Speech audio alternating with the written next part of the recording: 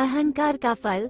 एक समय की बात है, एक गांव में एक मूर्तिकार रहता था।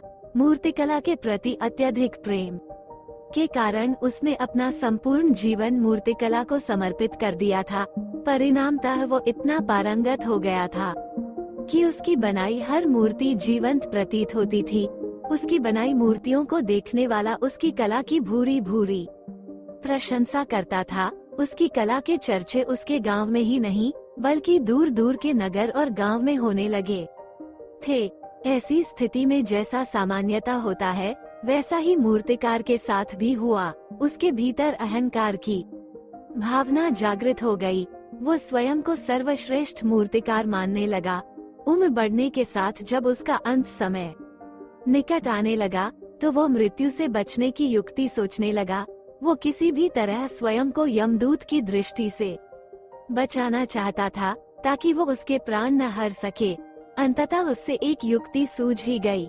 उसने अपनी बेमिसाल मूर्तिकला का प्रदर्शन करते हुए 10 मूर्तियों का निर्माण किया।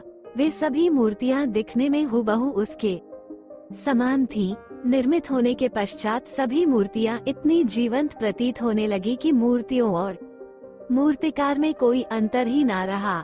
मूर्तिकार उन मूर्तियों के मध्य जाकर बैठ गया। युक्तिनुसार यमदूत का उसे इन मूर्तियों के मध्य पहचान पाना असंभव था। उसकी युक्ति कारगर भी सिद्ध हुई। जब यमदूत उसके प्राण हरने आया तो 11 एक सरीकी मूर्तियों को देख चकित रह गया। वो उन मूर्तियों में अंतर कर पाने में असमर्थ था, किंतु उसे ज्ञात था कि इन्हीं मूर्तियों के मध्य मूर्तिकार छुपा बैठा है। मूर्तिकार के प्राण हरने के लिए उसकी पहचान आवश्यक थी। उसके प्राण न हर पाने का अर्थ था प्रकृति के नियम के विरुद्ध जाना। प्रकृति के नियम के अनुसार मूर्तिकार का अंत समय आ चुका था। मूर्तिकार की पहचान करने यमदूत हर मूर्ति को तोड़कर देख सकता था, किंतु वो कला का अपमान नहीं करना चाहता था। इसलिए इस समस्या का उसने एक अलग ही तोड़ निकाला। उसे मूर्तिकार के अहंकार का बोध था, अतः उसके अहंकार पर चोट करते हुए वह बोला, वास्तव में सब मूर्तियां कलात्मकता और सौंदर्य का अद्भुत संगम है, किंतु मूर्तिकार एक त्रुटि कर बैठा।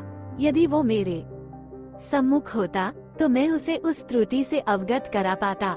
अपनी मूर्ति में त्रुटि की बात सुन अहंकारी मूर्तिकार का अहंकार जाग गया।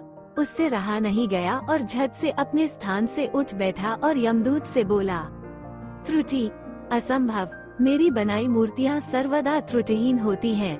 यमदूत की युक्ति काम कर चुकी थी।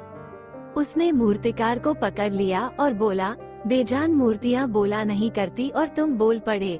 यही तुम्हारी त्रुटि है कि अपने अहंकार पर तुम्हारा कोई बस नहीं। यमदूत मूर्तिकार के प्राण हर यमलोक वापस चला गया। सीख, मोरल ऑफ द स्टोरी, अहंकार विनाश का कारण है, इसलिए अहंकार को कभी भी खुद पर हावी ना होने दे।